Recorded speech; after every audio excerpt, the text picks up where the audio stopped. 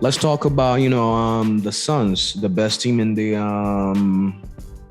NBA. You could say it. Do I believe it? How many teams in NBA history finished 8 games better than the next best team? A couple of the Celtic teams, a couple of the Bull teams, all-time great teams that all won the title. All-time great teams. And this is why we're going to start with them, Mike. Relax, okay? The Suns are up 2-0 against the Mavericks and Luka, okay? I want to go off and start up with this because I want to give props where it's due.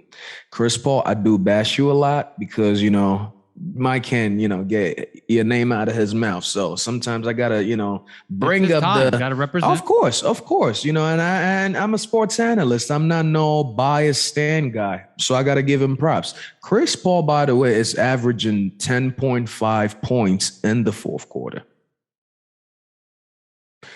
Let me say this one more time. Chris Paul is averaging about 10.5 points in the fourth quarter. Just think about it this way, fellas. If a team can put up about 25 points or 20 points, he's scoring about half of them.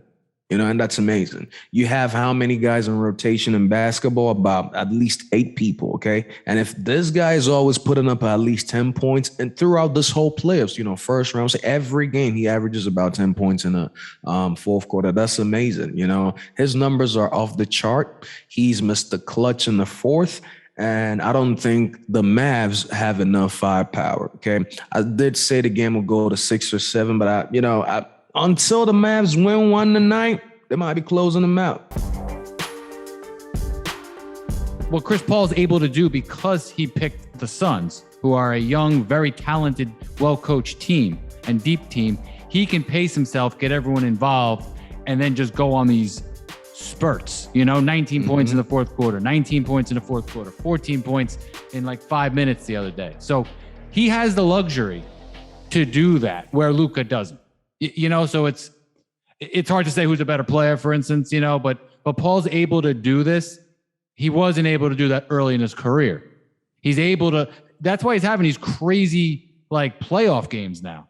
He didn't get better. Yeah, he got smarter, but he didn't get better. He's always been great. He was quicker. His supporting cast definitely has been more complimented, and coaching as well too, because he was stuck with Glenn Rivers for a while. So we gotta address that as well too. But like again, I said, I think the Suns is definitely gonna take this one, especially if they win tonight. Listen, it's barbecue chicken game 4, okay? Unless they come out, unless the Mavericks come out tonight, guns blazing, and get the momentum back on their side, like Philly did, won by 20. I don't think I think it's a done deal. They smell blood, bro. They smell blood. They smell blood. And Booker's due for a big game. Like he had a real big first half of game 1, but he's still coming back from the hamstring. He's due for a big game. And that's the thing, man. Like they're so deep. They're so talented. Look what happened. Ayton and McGee got in foul trouble and Biyombo came in. And it was like 4 for 4 or something like that. So they're so deep that you could start taking away Paul, then you got to deal with Booker and you got to deal with the supporting cast. So it's like, that's what Booker never had and Paul never had. Like, this is what Paul and Kobe would have looked like, bro. There's a reason that the league didn't want to see them together, man. They would have been only injuries would stop those guys from winning multiple rings. When you watch this now.